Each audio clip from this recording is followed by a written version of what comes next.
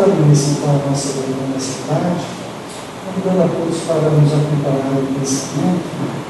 Vamos então mentalizar Jesus, mentalizar Maria de Nazaré.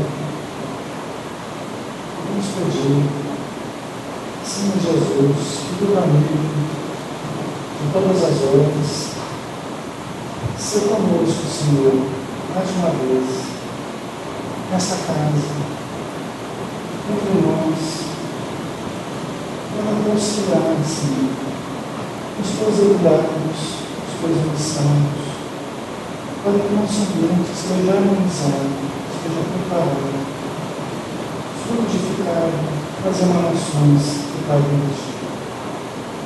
Abençoa, Senhor, todos nós encarnados, mas também toda a coletividade de irmãos para o Espírito. Que todos que aqui são trazidos possam receber muito mais do que buscar, mas tudo aquilo de que necessitam. Pedimos também, Senhor, o benefício dos nomes que estão contidos no caderno de preces. Todos nós estamos lembrando dessas pessoas, estamos irradiando o benefício delas, para que onde elas estejam, possam sentir-se mais fortalecidas, mais confiantes e mais em paz. Muito obrigado por tudo. Se conosco, agora e sempre. Muito bem, vamos pedir para a Roberta, que vai fazer as horas para a gente, falando sobre o Evangelho. Deixar assim, então. Deixar assim. Não, mas ele pode deixar solto.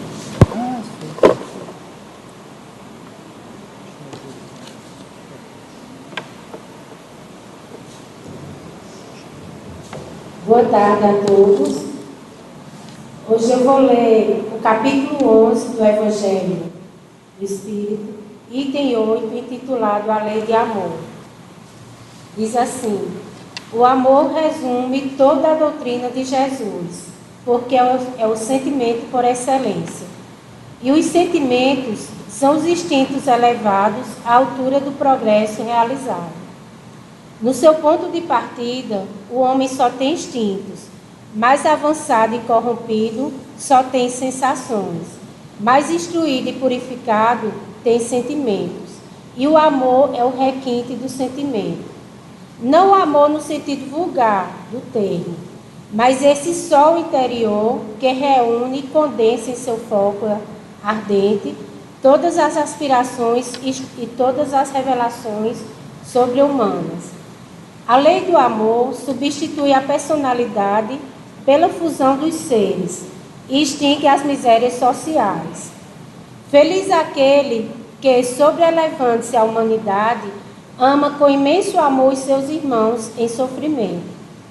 Feliz aquele que ama, porque não conhece as angústias da alma, nem as do corpo. Seus pés são leves e ele vive como transportado fora de si mesmo. Quando Jesus pronunciou essa palavra divina, amor, fez estremecerem os povos e os mártires, ébrios de esperança, desceram ao circo. O Espiritismo, por sua vez, vem pronunciar a segunda palavra do alfabeto divino. Ficai atentos, porque essa palavra levanta a lápide dos túmulos vazios.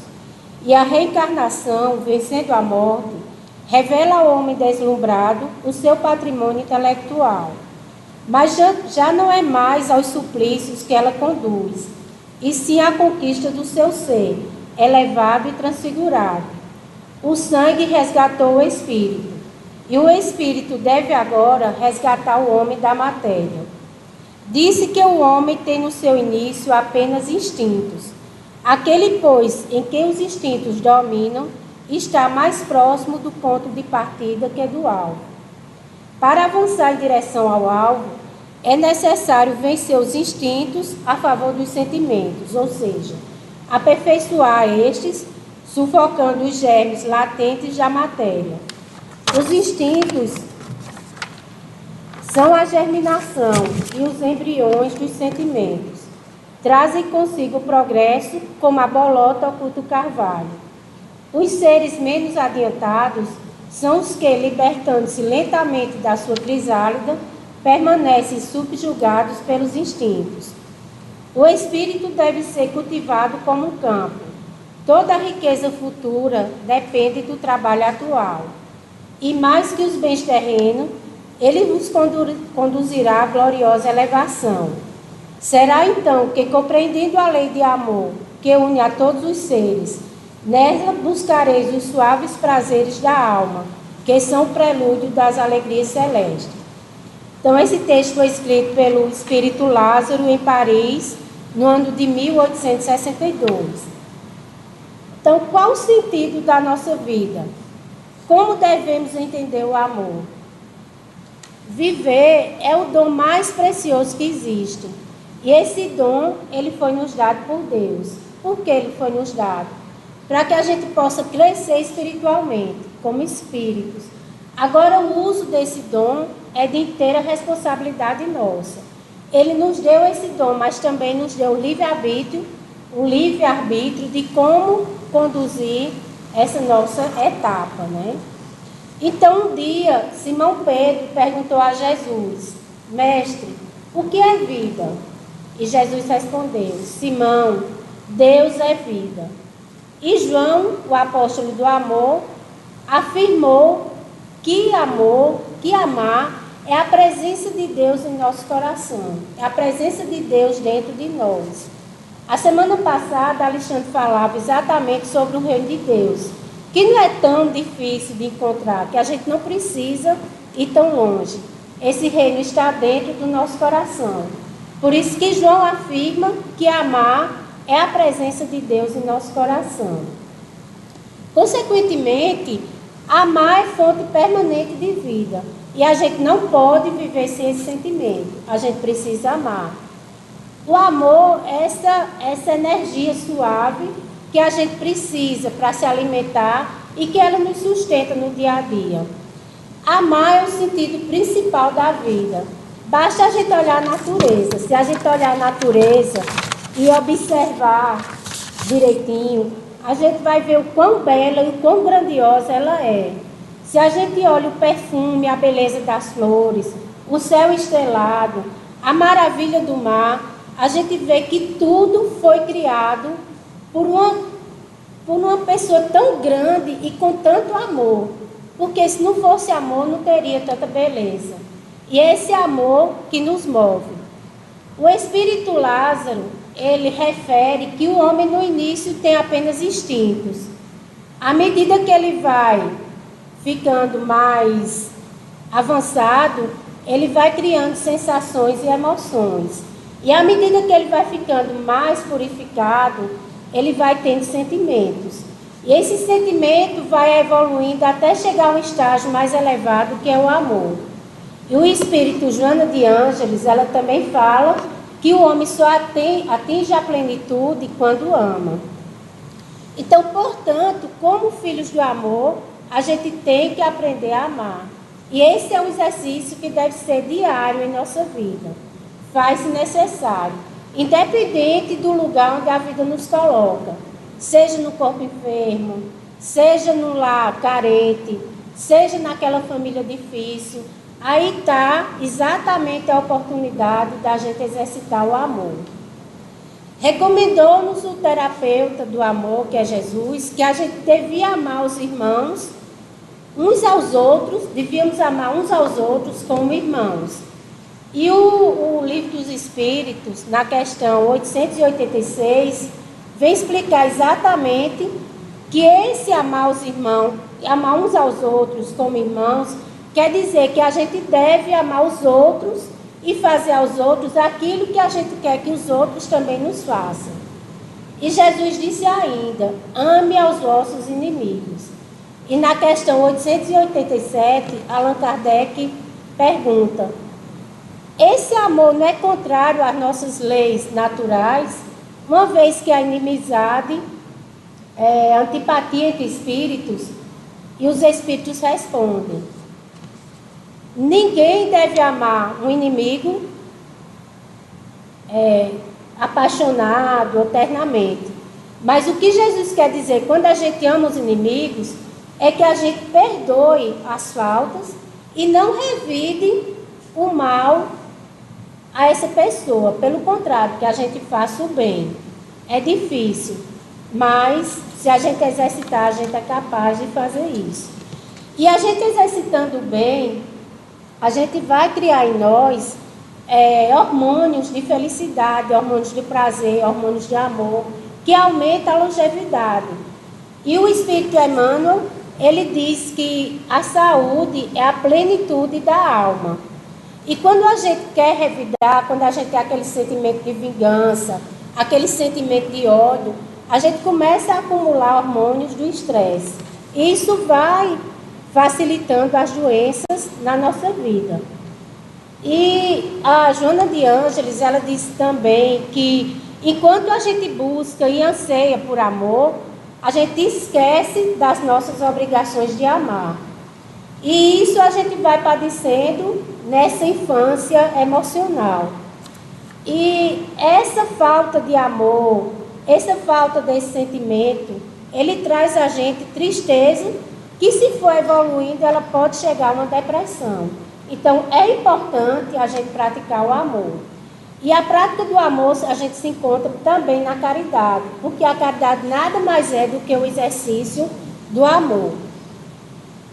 Jesus também diz, brilhe a sua luz. E quando ele quer dizer brilhe a sua luz, ele quer que a gente transporte aquele amor que a gente doa. Então, quando a gente está doando amor, a gente está brilhando, a gente está nesse brilho que a gente pode levar também aos nossos irmãos. E esse brilho faz com que a gente tenha fortaleza, a gente tenha certeza de um futuro melhor, de uma vida melhor no futuro. E que também a gente possa ajudar os nossos irmãos dessa maneira, sentindo que com as dificuldades a gente vai vencer. Se a gente não tem brilho, a gente pode até muitas vezes desistir da nossa vida. Pesquisas científicas têm demonstrado a importância do amor, né? O quanto o amor é fundamental na nossa vida e o quanto nos faz bem. Emmanuel também, ele diz que a saúde é a plenitude, né? A plenitude da alma. E ele também diz, ele também nos ensina que o ódio é o próprio amor que adoeceu gravemente. Veja como isso é forte. O ódio é o amor que adoeceu gravemente.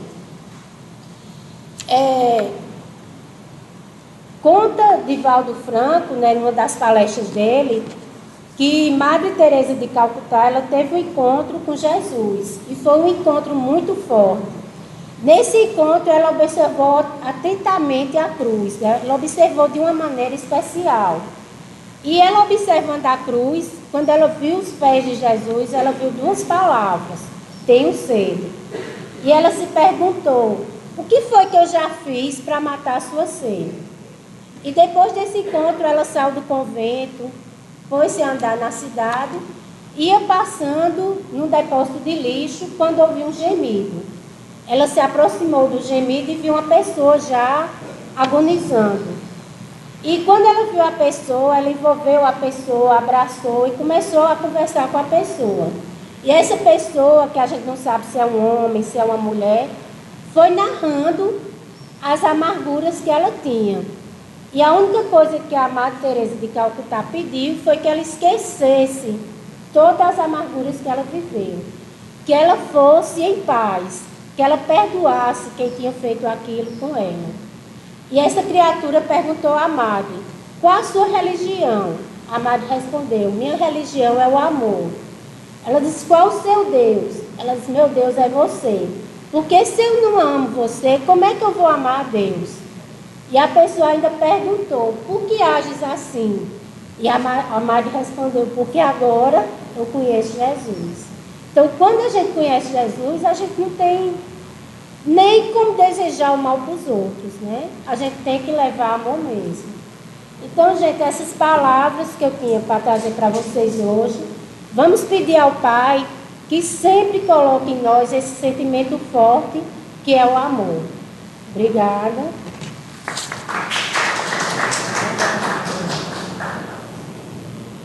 Obrigado. Roberta, suas palavras. Vamos passar pelo domínio agora, né? E nosso convidado dessa tarde, fica à vontade. Vamos envolver o devaneio nas nossas ligações, né? Você quer usar uma coisa aqui? Porque eu não posso. Eu fico com a mão aí.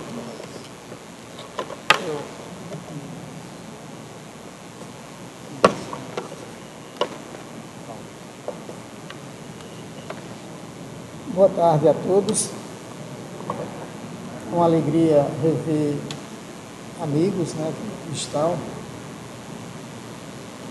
Elísio, há quanto tempo? No Evangelho segundo o Espiritismo, no capítulo 5, Bem-aventurados os aflitos, nós temos um trechozinho das bem-aventuranças que Jesus nos diz, né? Bem-aventurados os que choram porque serão consolados. E esse é o nosso tema que iremos conversar hoje. Vocês não terão uma palestra, eu não sou palestrante, eu sou conversador.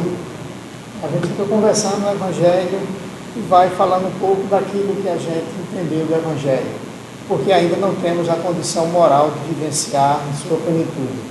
Então estou muito longe ainda de ser uma Madre Teresa, uma irmã Dulce, e viver Deus no nosso coração. E de fato, Jesus nos encontrou desde que o Pai nos criou, mas ainda estamos muito distantes de encontrar verdadeiramente Jesus nos nossos corações. E dentre esses, eu também me sinto assim, um tanto distante de Jesus, né? A gente busca, mas ainda a nossa condição moral, a nossa condição espiritual não nos permite abraçar Jesus em sua plenitude. Por isso que, assim, vocês não terão uma palestra, a gente terá aqui uma reflexão breve sobre esse trecho do Evangelho. E chorar, antes de tudo, é uma expressão natural do ser humano, é uma expressão biológica, onde nós temos um conjunto de hormônios que se manifestam e o corpo termina exalando determinados hormônios e nos traz, né, ao choro. Mas geralmente ele nos traz uma carga emotiva muito forte. Geralmente quando nós estamos expostos a uma carga emotiva, uma das saídas é o choro. Essas emoções podem ser de várias ordens, mas o mais importante é a gente entender que em determinadas situações estamos com Jesus e que esse choro ele seja um choro de libertação. Então nós vamos ver hoje algumas situações em que nós choramos. A exemplo de Pedro, depois que negou Cristo por 3 vezes, quando estava exatamente naqueles momentos do cantar do galo, as 3 vezes ele se deu conta, bate o arrependimento profundo e ele chora, né? Exatamente, ele chora porque identificou que tinha cometido um erro. Naquela situação, ele estava num estado de amargura profunda frente aos próprios erros que tinha cometido. Em negar o seu mestre, mas a gente sabe que foi necessário para que se cumprisse a palavra do Cristo e as mensagens do alto.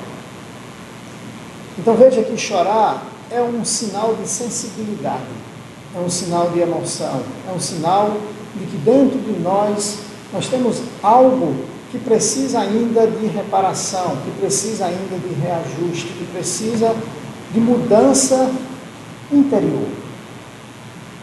Esse choro, geralmente, a gente pode chorar por dor, por arrependimento, por determinadas situações que a vida nos impõe, em que nos encontramos, nos sentimos impotentes diante das situações, quando a vida nos impõe situação em que a gente não consegue suplantar de imediato. Então, vem o momento em que nos deparamos com a nossa própria parte interior, e assim vem a emoção profunda que nos leva a esse lado biológico, que é soltar toda essa adrenalina que está dentro de nós, soltar esse sentimento que se acumula no nosso interior. Mas veja que esse sentimento que nos provoca o choro, ele pode ter de várias ordens, tanto os momentos de alegria quanto momentos de tristeza. Então, na visão espírita, nós não podemos interpretar que as situações da vida são problemas, mas sim são caminhos. Diante das situações que a vida nos impõe, nós temos que ter essa clareza. Devemos ter essa certeza de que Deus não nos castiga, que Deus não nos pune.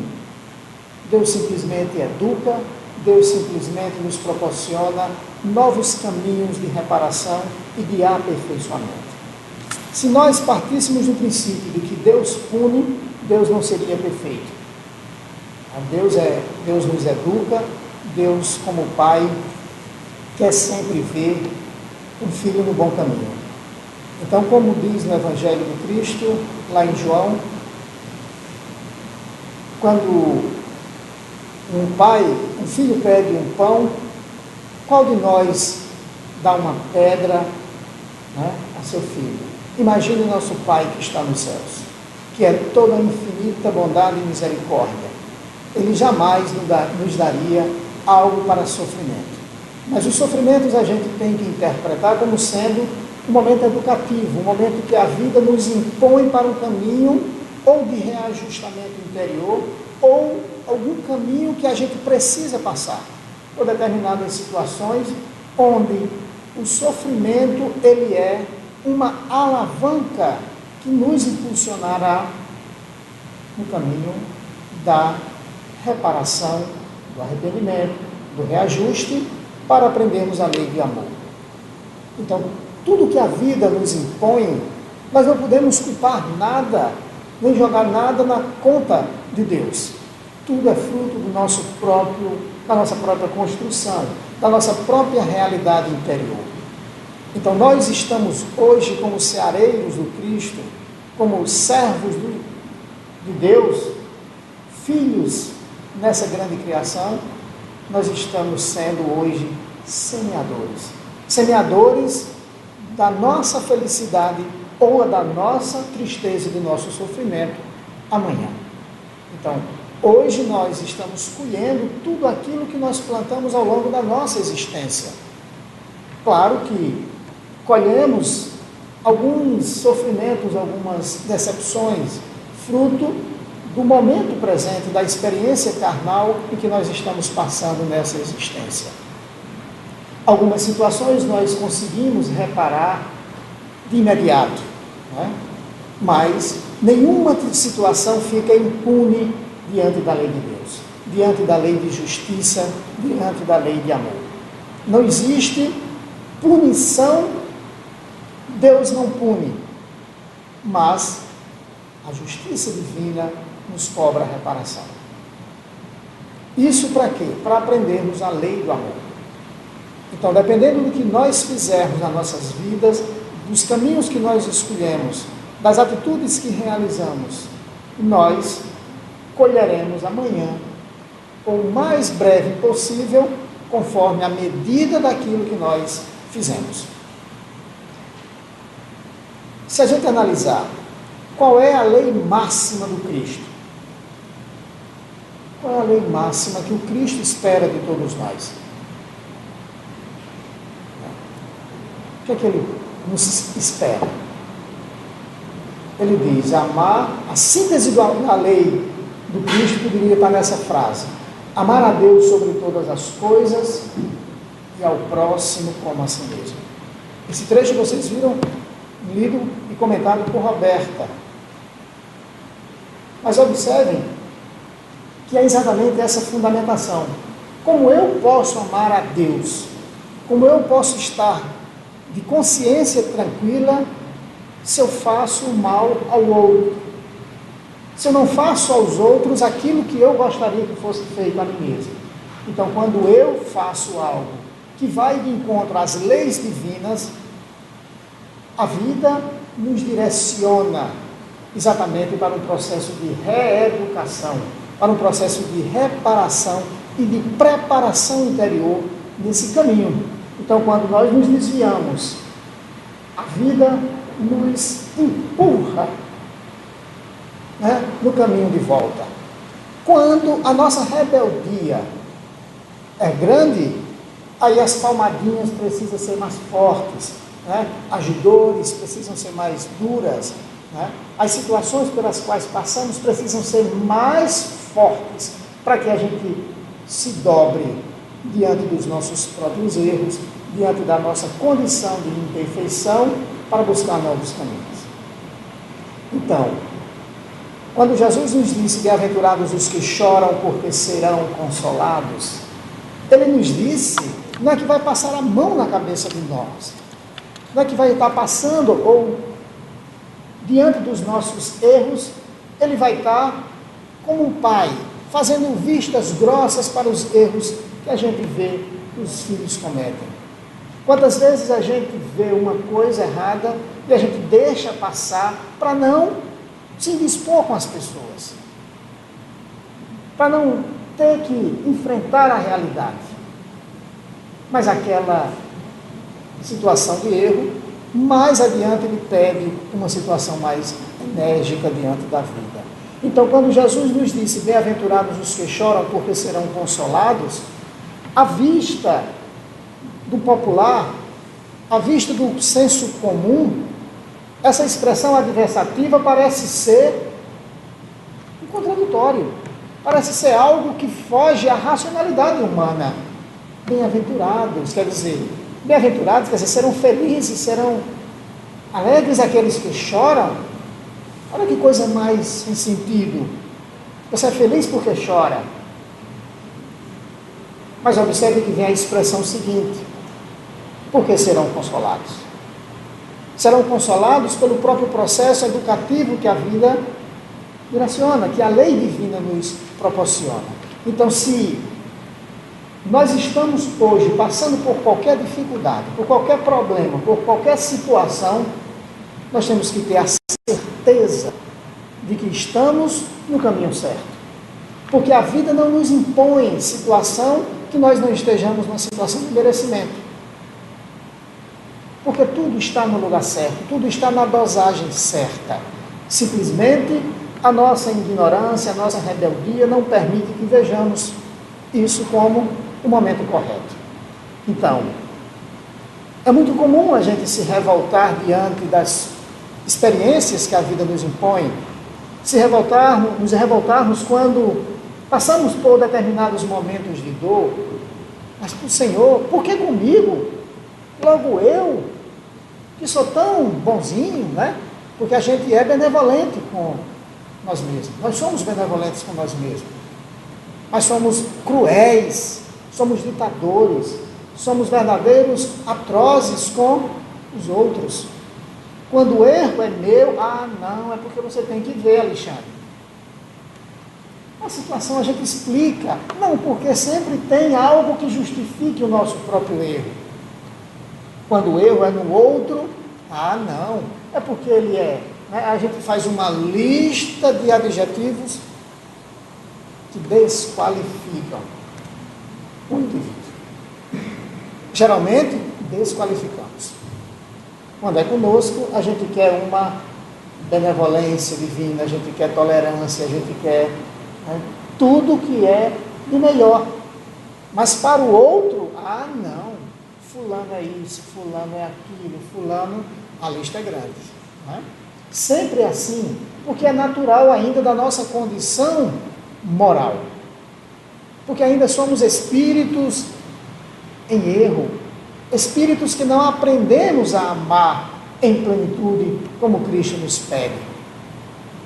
Não aprendemos ainda a ver o outro como nosso irmão, a ver que o sofrimento que o outro está passando também dói. O sofrimento do outro também incomoda.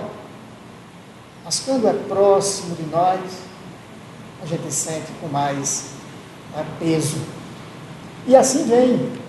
Como é difícil a gente se posicionar numa situação de se colocar no lugar do outro. O que eu faria se aquilo fosse comigo? O que Jesus faria se aquilo que está acontecendo com aquele nosso irmão fosse comigo? O que ele faria? Mas a gente julga, a gente joga pedras, a gente critica, a gente esquarteja, né? A gente faz porque é mais fácil, porque ainda estamos sintonizados com essa condição moral do mal. E o mal, da mesma forma, quando Jesus diz que seremos consolados, é porque ele sabe que ainda dentro de cada um de nós, na nossa consciência, no nosso coração, ainda não conseguimos sair da balança da perfeição. O prato da balança da perfeição pesa muito mais do lado das coisas que fogem à lei do amor do que mesmo das coisas do alto. Então, nessa relação, a gente tem que entender que chorar nada mais é do que derramar lágrimas, é soluçar, é uma expressão de afligir-se diante das situações, é sentir remorso, é sentir arrependimento, é lamentar a perda, é lamentar uma situação de experiência dolorosa. Chorar é exatamente essa lamentação. Então vejam quanto o Cristo profundamente toca o nosso coração. Então entender o significado da palavra chorar é ir na raiz do entendimento do próprio Evangelho. Quando Jesus nos diz, bem-aventurados os que choram, quer dizer, bem-aventurados aqueles que se encontram diante da sua própria realidade, diante de uma situação de humildade.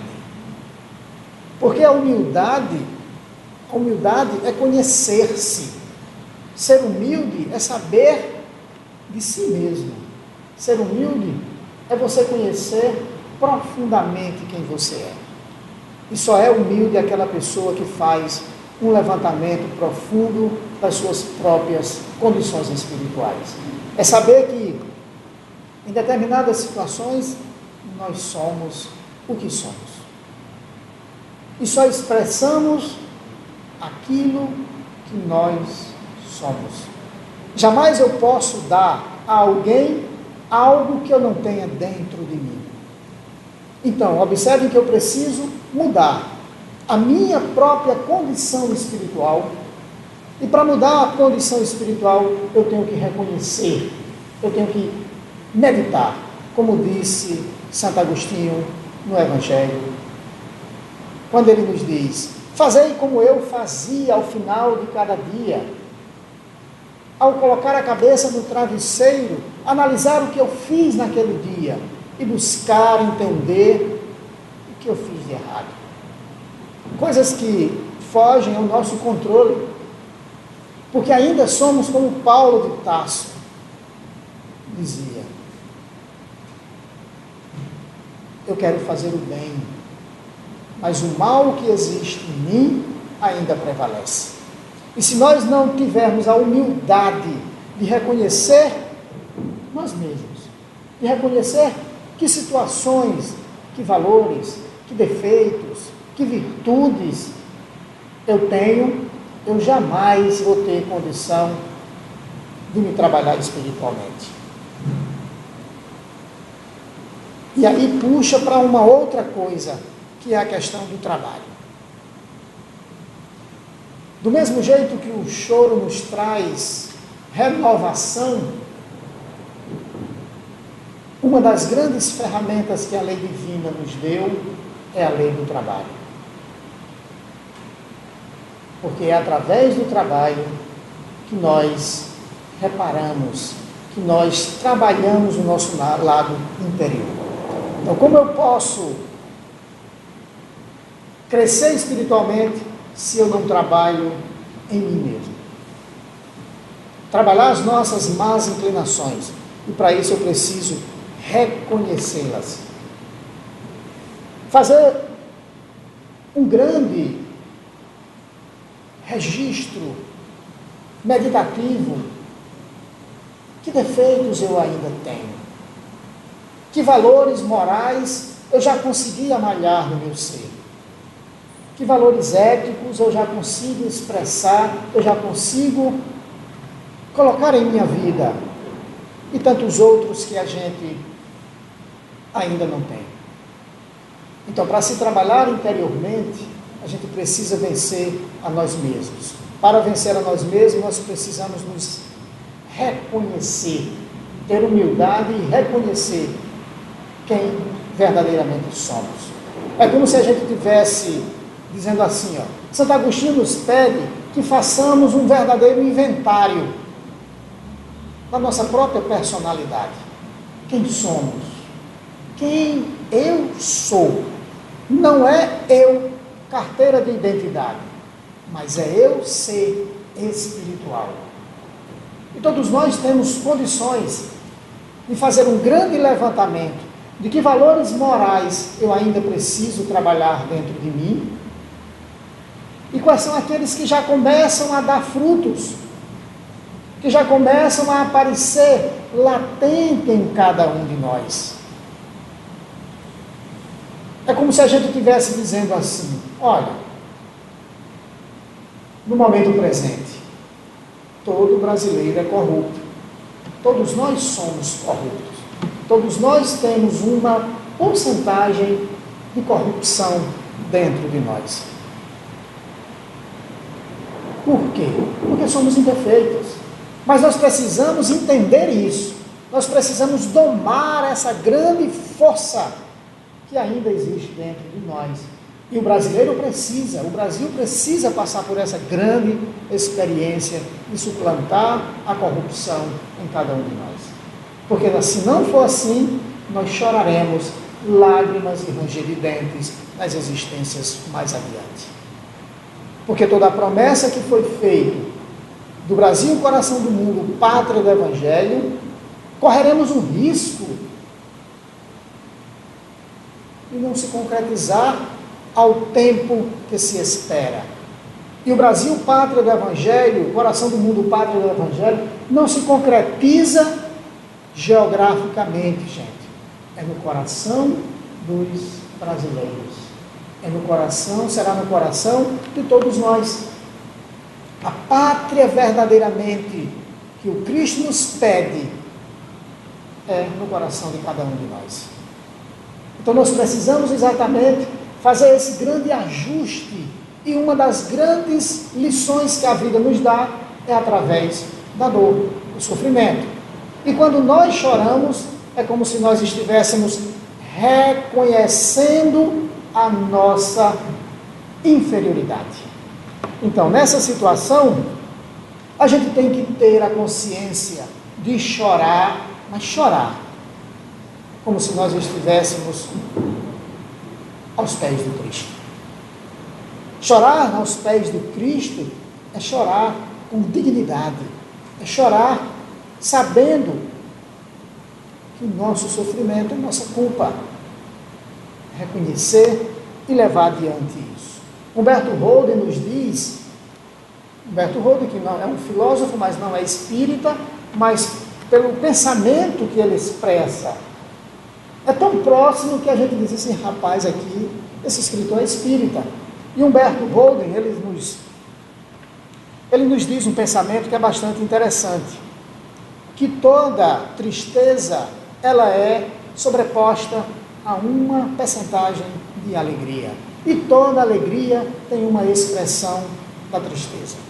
Ele diz que tem pessoas que são intrinsecamente alegres,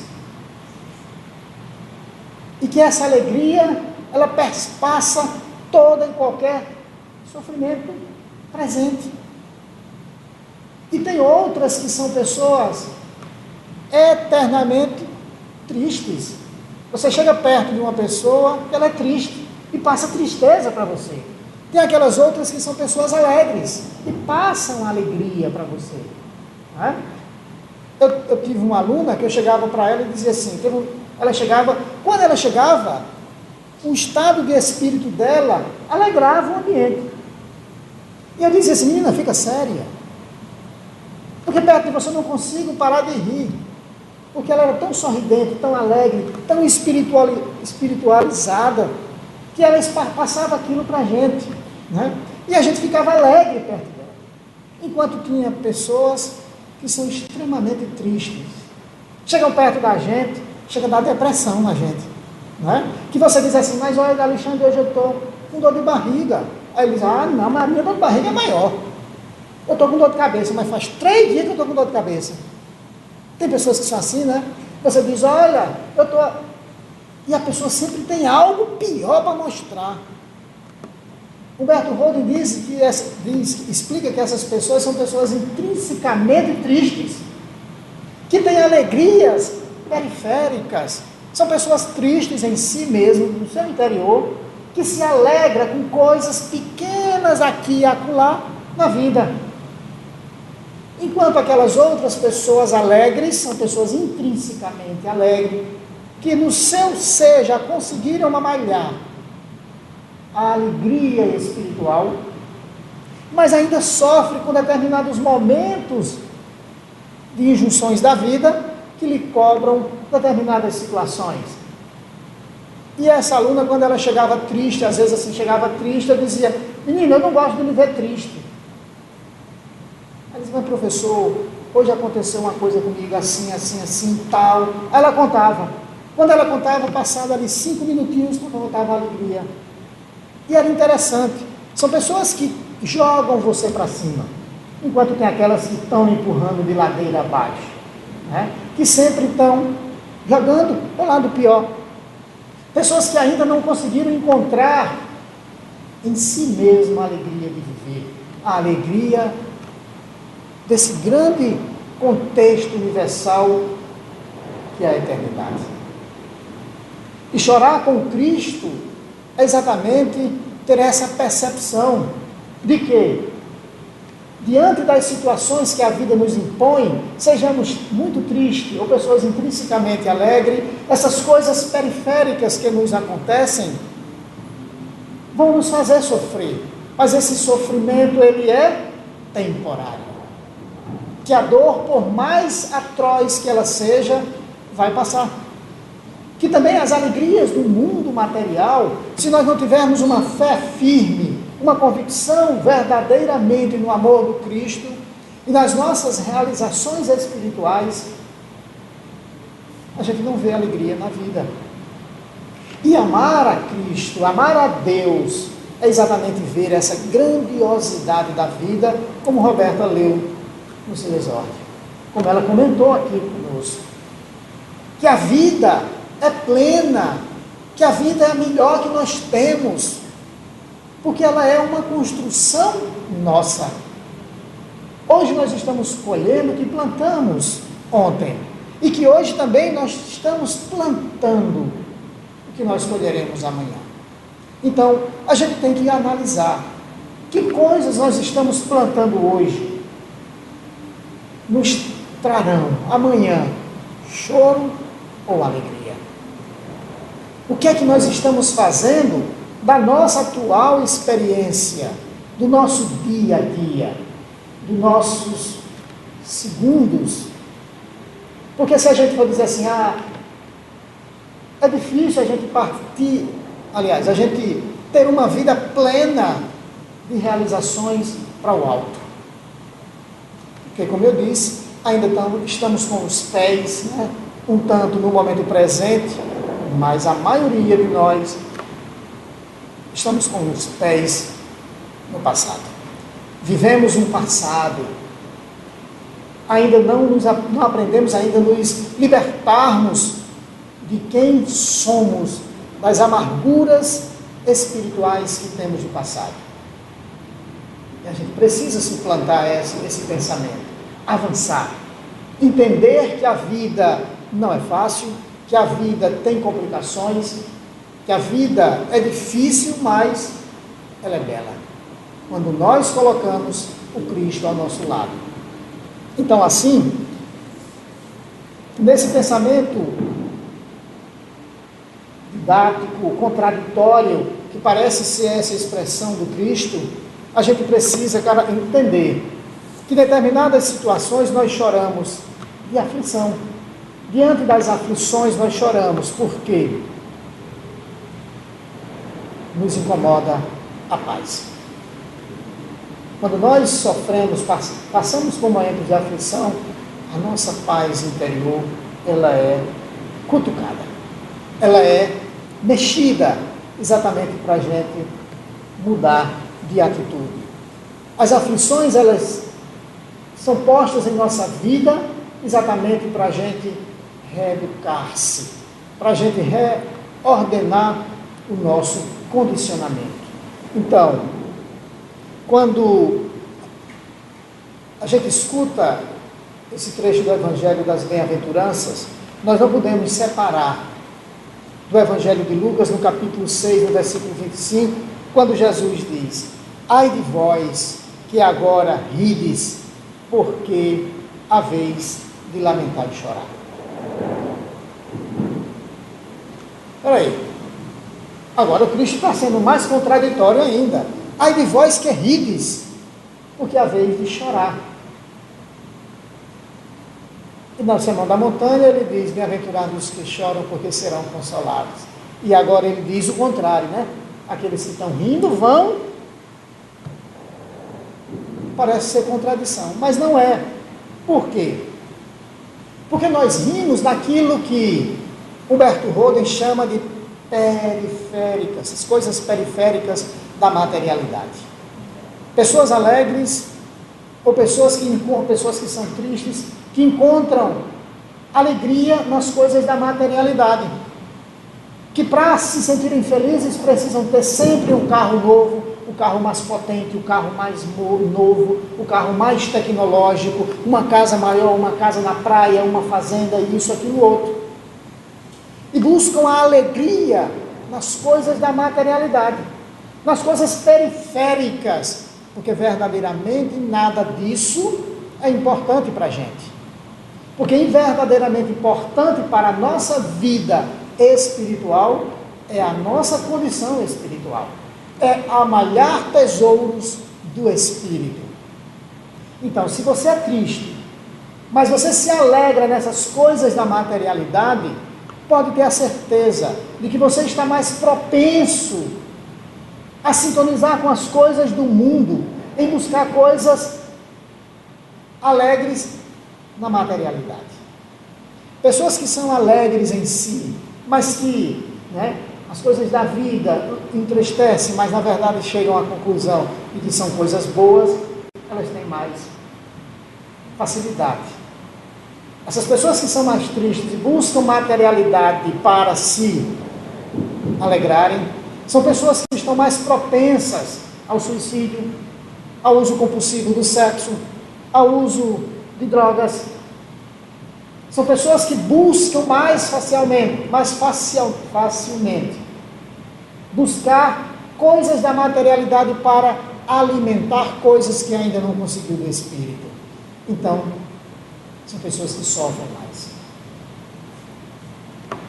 Ainda o choro de incapacidade. Pessoas, quando nós nos sentimos diante dos problemas, diante das situações, nos sentimos incapazes. Quem de nós não já experimentou isso?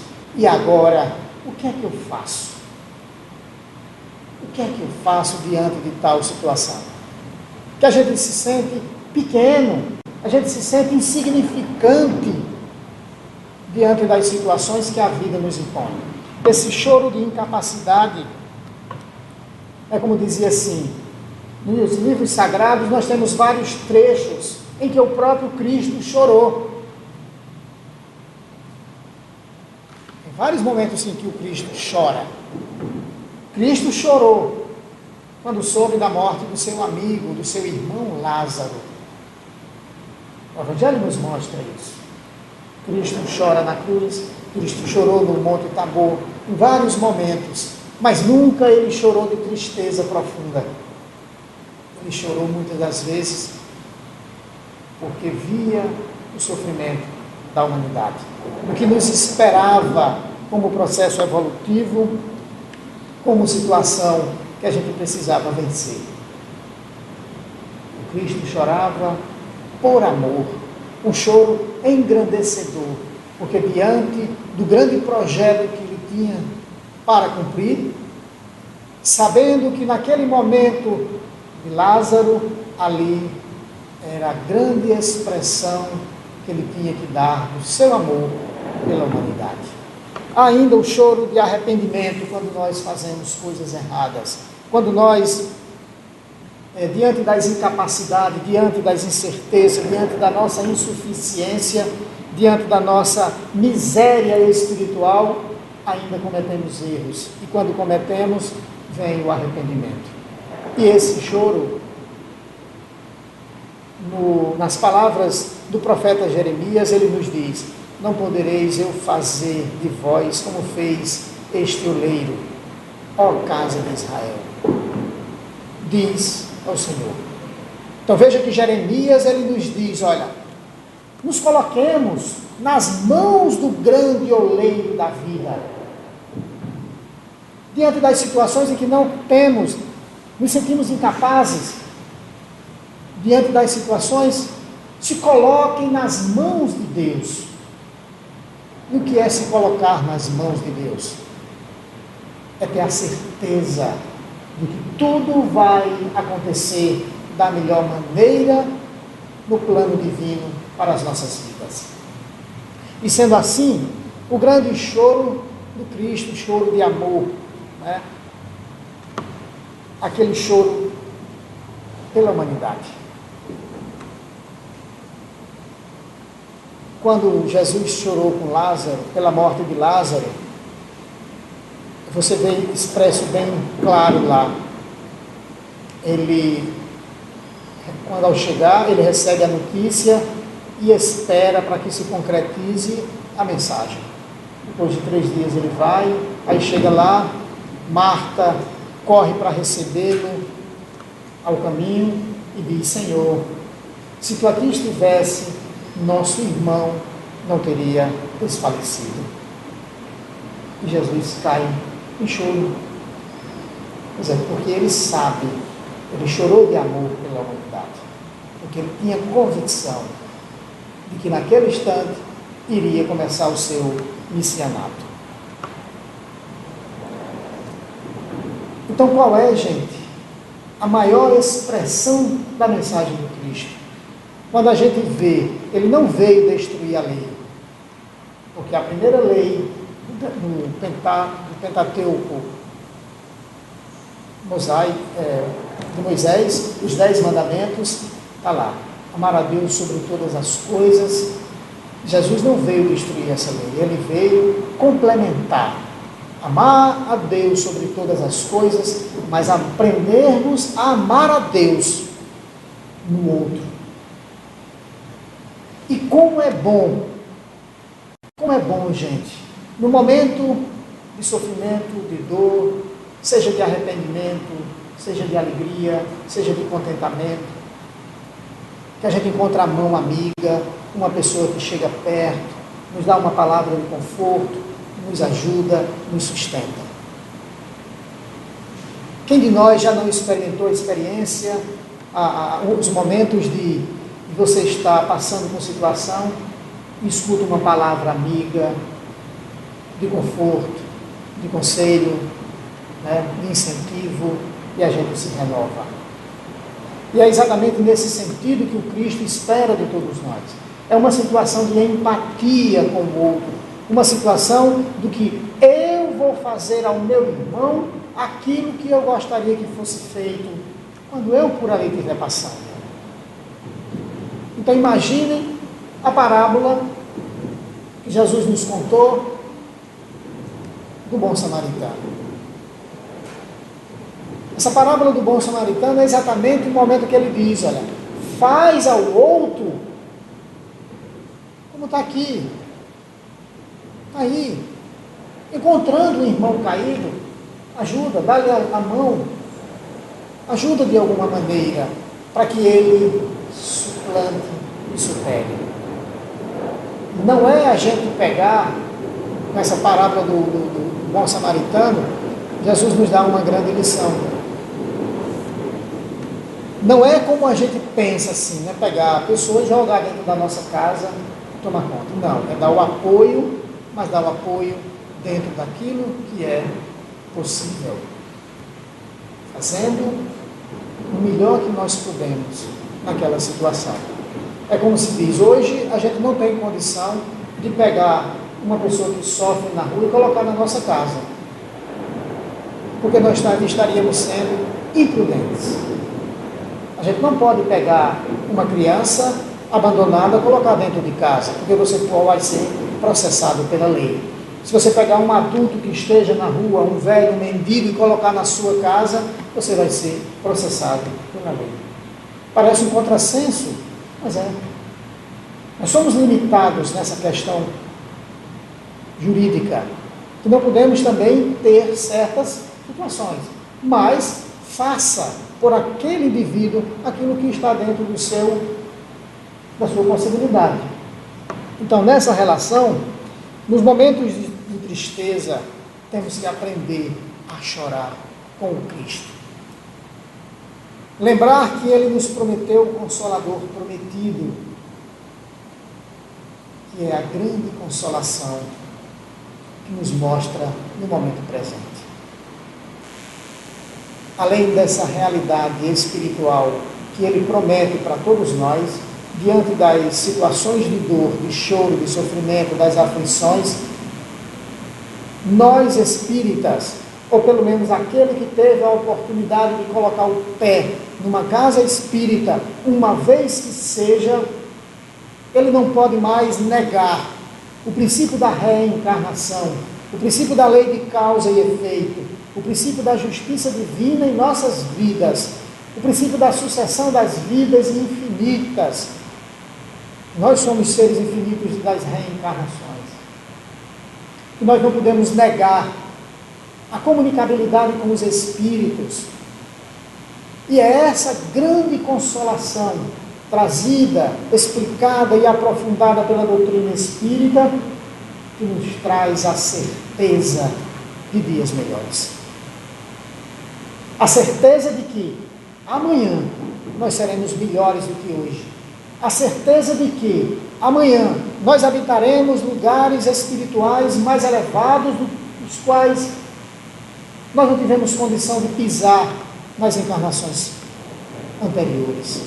E que essa construção divina em cada templo dentro de nós está sendo feito. Está sendo construído tijolo a tijolo, célula a célula. A gente até não consegue perceber. E tem hora que a gente se angustia diante das nossas próprias imperfeições, diante dos nossos erros. Puxa vida! Como ainda nos encontramos fazendo coisas, agindo de maneira inadequada, frente ao que pede a doutrina espírita, frente ao que nos ensina o Consolador prometido e o Evangelho de Jesus. E tem hora que me dá angústia de dizer assim, meu Deus, ainda estou fazendo isso, ainda estou agindo assim, ainda estou pensando assim. Se a gente for olhar nessa visão pessimista, a gente vai dizer, puxa vida, é complicado. Mas na verdade, a grande consolação que o Cristo nos promete é essa. Amanhã, todos nós seremos plenamente felizes. Então, que possamos meditar um pouco nessas poucas palavras que eu trouxe para vocês. Aprofundem um pouco mais nos estudos da doutrina espírita. Aprofundem as reflexões interiores, as avaliações que precisamos ter de nós mesmos. O que ainda faço que não deveria fazer? O que ainda preciso construir dentro de mim? Se não fizermos isso, gente, sairemos dessa encarnação no mesmo nível que aqui chegamos. E nós não podemos dizer que não tivemos o esclarecimento e a perfeição dessa doutrina belíssima que nos mostra o rumo certo, o rumo da luz e o rumo da perfeição. Que Jesus nos abençoe a todos.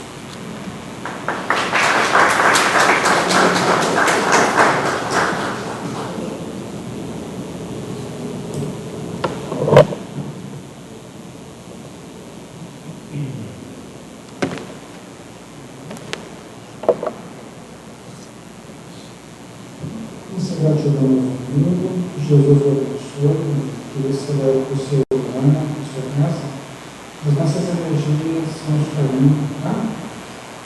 Todos nós estamos envolvendo agora com a nossa gratidão pelas suas palavras, né? Que nos calaram no nosso coração. Nós vamos agora passar em passe, pessoal, pedindo então que os médios passistas se dirijam ao programa de passes. Nós vamos tomar o passe e vamos retornar as nossas cadeiras, como nós temos feito.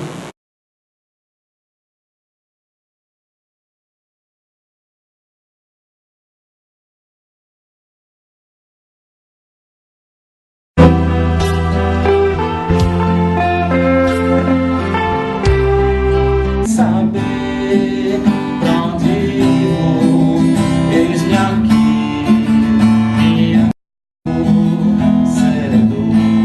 Eu também estou na TV Chico Xavier. Segue a gente lá no Instagram, no Face, sempre com programação destinada à doutrina espírita. Um abraço, fiquem todos com Jesus.